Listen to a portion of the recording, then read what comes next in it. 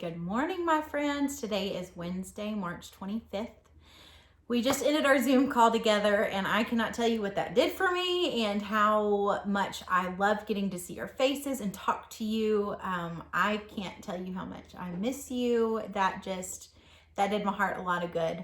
I'm missing talking to you every day and laughing with you and watching Seth cross his eyeballs and listening to Kyra make her Kirsten make her funny comments and just seeing Kyra and Lyric and just everybody hearing about Jack's stories, and I loved every bit about getting to just talk to you. I just miss you all so much. I just miss you so much. This is a really weird time, but I'm thankful that we're making the most of it by doing things like having a Zoom call with each other, and we can sit and chat and talk and all that good stuff. So love getting to do that, and we will do that again. Okay, we're gonna jump right into it today. Reading chapter 4, moving. We'll read 4 and 5 today. The next morning, I didn't get out of my bed, not even whenever Mother hollered at me time for breakfast. She came into my room. "Didn't you hear me, Jeannie B? It's time to eat," she said. I looked up from my pillow. Yeah, only I'm not even hungry. Plus, also, I'm moving today. Mother smiled. She sat on my bed. "You're moving, huh?" she asked. "And just exactly where will you be going?" Then my shoulders up and down. "Somewhere," I said. "Somewhere where?" she asked. "Somewhere not here. That's where," I said. Mother hugged me. "This is still about Jim's birthday party, isn't it?" she said. "You're still worried about not getting an invitation?" "No, I'm not," I said, "on account of I'm not even going to that school anymore, on account of I'm moving today." Mother shook her head, then she went out of my room, and she and Daddy did whispering in the hall. Pretty soon Daddy came in. He gave me a piggyback ride to the kitchen. Then Mother made me my favorite hot cereal. Then she let me have all the brown sugar I wanted.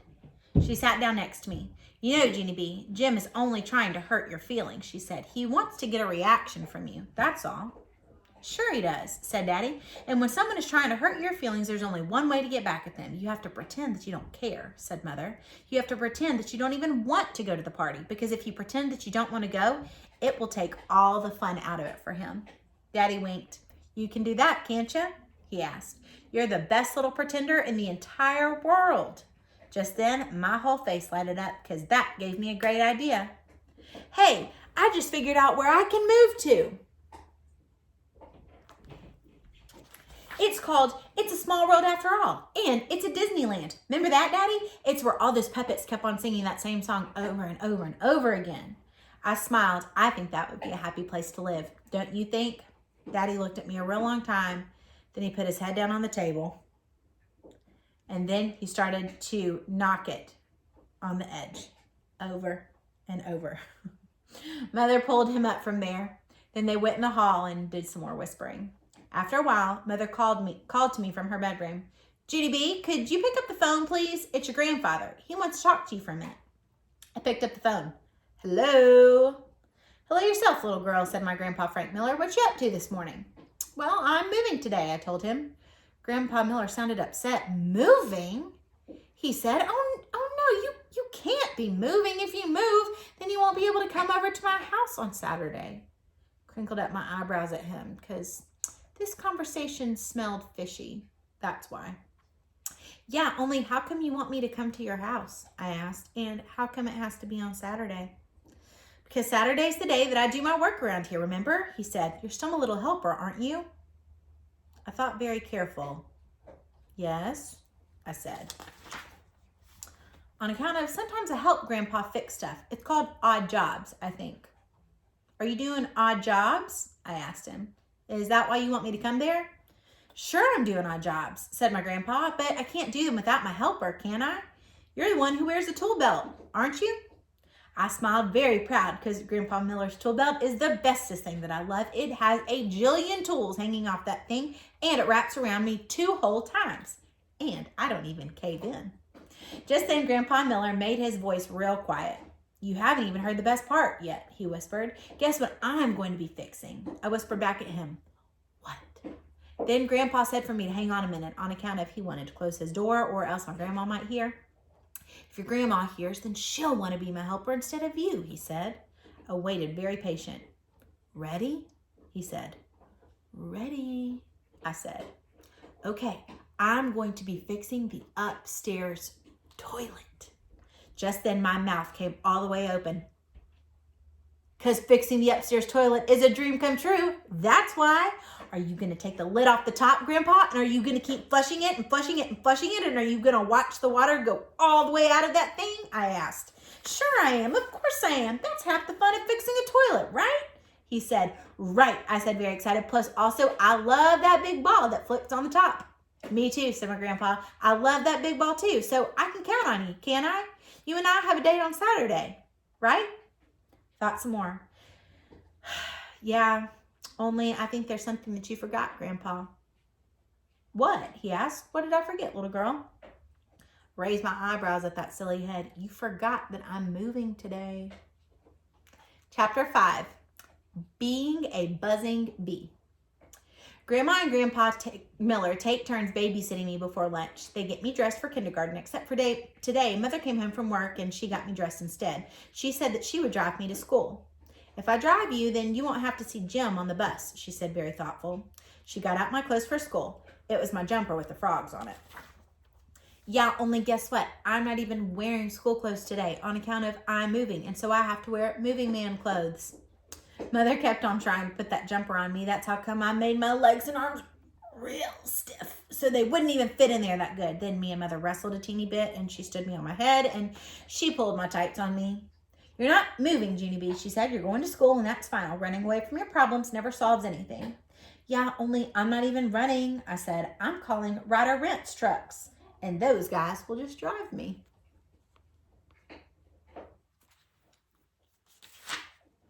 Mother smiled. She tried to hug me, but I kept on staying real stiff. Stayed real stiff all the way in the car to school. Mother parked the car in the parking lot. Then she lifted me out of the door.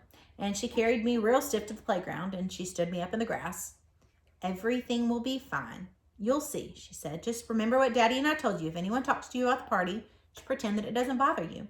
She kissed me goodbye on my stiff head. Just then I heard voices hollering, Jeannie B! Hey, Jeannie B, look what we've got, they've hollered. I turned around. It was my bestest friends, Lucille and that Grace. They were running at me. Look, said Lucille, look what Jim gave us. It's invitations to his birthday party on Saturday. It's just like he told us, Jeannie B, said that Grace. He's going to have a real petting zoo there, too. I quick covered my hands with my ears, and then I closed my eyes, and I sang a loud song at them. It's called I Can't Even Hear You, You're Not Even Bothering Me, and I sang it at the top of my lungs. I can't hear you, I can't hear you, and you're not even bothering me. Then I kept on singing and singing that thing till they went away. Also, they did the cuckoo sign at me. After that, I sat down in the grass all by myself, and I looked all around the playground. Lots of other children had invitations too. Darn it, I whispered. Darn it, darn it, darn it. That's when I saw that meanie Jim. He was giving an invitation to a boy named Crybaby William. Crybaby William is the scarediest cat in room 9. He's even scared of a teeny flea, I think. Just then, I sat up a little bit straighter because I got another idea in my head. That's why. It's called, hey, maybe I can take William's invitation away from him because he won't even chase me probably. And so then I will have my very own invitation and William can get another one from that Jim.